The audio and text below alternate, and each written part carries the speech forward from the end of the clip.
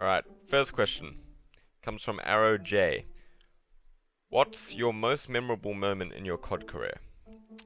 My most memorable moment in my COD career, that's an easy one, would be 2014 Call of Duty Ghosts, Digital Nations. It was a New Zealand LAN event. I had to put together a team with like 10 hours practice. We were not the favored team to win. We had to verse two of my current teammates, and we ended up taking out the grand final 3-0. That was by far the most memorable moment and one of the greatest victories that I've ever experienced. Next question comes from Incept Cruise. What's your favorite NZ LAN moment outside of winning Digital Nations? It would probably be the next LAN event. We beat the same team again in the winner bracket final 3-0. I had a completely new team, really wanted to beat them, and we ended up taking that 3-0, but sadly choked in the grand final because we suck. Next question comes from Tonka. Best player in the history of COD? Prim 6. Next question comes from I'm Mr. Muffin. How long do you think it will be until ANZ players can be comparable to NA or even EU? I can say already that this has been the case in terms of comparing ANZ players to NA and EU. I know that Dens has been one player that's been compared. Chilean, my ex-teammate, I've heard other people try and compare him. So because of like their Call of Duty Champs run and how well they performed at Champs, I think people do compare them already. Next question comes from V Lionman. Where will Orbit finish at Champs? I expect them, if they play well and play to the best of their ability, all four of them, then they'll make it out of pools, probably in like the second seed. From there, I would say, once again, if they're playing well, probably like a T12, T8 finish.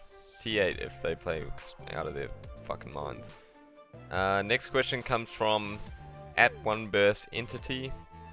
What's the minimum placement you'd expect at COD XP this year? Well, our first step is to make it out of pools. That's the main thing. Personally, I want to place top 4. That's what I'm aiming for this year. I know it's extremely high, and a lot of people will question that goal, but you know, that's what I would want. And you know, if we play extremely well, then that's what I would expect. Next question comes from Rapids MB. Who is your favorite teammate of all time? Not including my current teammates, because that would just be bias. I would probably have to say Damage or Resnix. Probably Damage because I team with him longer, and he is overall a really nice guy. Next question comes from @NakeEasy. Will your parents be coming to Champs with you? My parents, ever since I started competing, they had been saving for the opportunity to come to Champs with me. So, to answer your question, yes, they are trying to make it to Champs, both of them. Next question comes from Zeppa AX. What is your biggest motivation to succeed? Whenever I set a goal in not only just COD but anything, you know, I am my biggest motivator. I feel I hate not like doing something that I say that I'm going to do, if that makes sense. But also it's even more helpful when you have lots of people around you telling you there's no way you're going to do that. Like, it's impossible, you're crazy. That just pushes you to go harder and achieve what you want to achieve. Next question comes from @Averse. Out of all the pros in ANZ, who do you think jetpacks the least? I would say probably either Damage or Maka. Both AR players, both slower players. Teaming with Hayden or Damage, I wouldn't be able to really tell you. I should be able to, but I can't. But playing against Maka lots of times, I would probably say him. Next question comes from @Kings. Who's your biggest inspiration? In terms of COD, I'm guessing that's what you mean. There's two people mainly, or actually there's multiple people.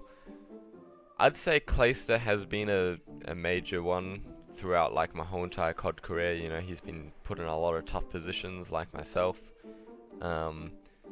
And he's always managed to make it out on top or near the top. Parasite has been another one. I started competing because I saw him take it out. He had a very similar mindset and attitude to me. So probably those two. Next question comes from @JZ. What do you think could have been improved with the CWL format, structure, etc.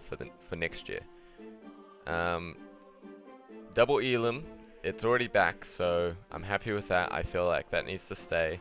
Hopefully it stays till next year.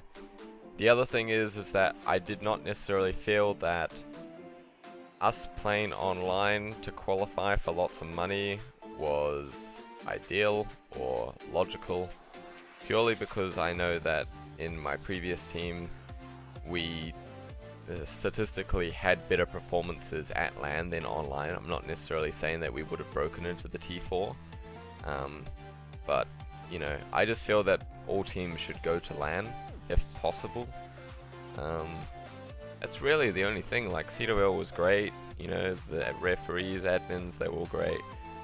The LAN events that we did manage to go to were great. But yeah, only Double Elim, and I'd probably say all teams to LAN events. The next and final question comes from @InceptCruise. Who really #changed the game?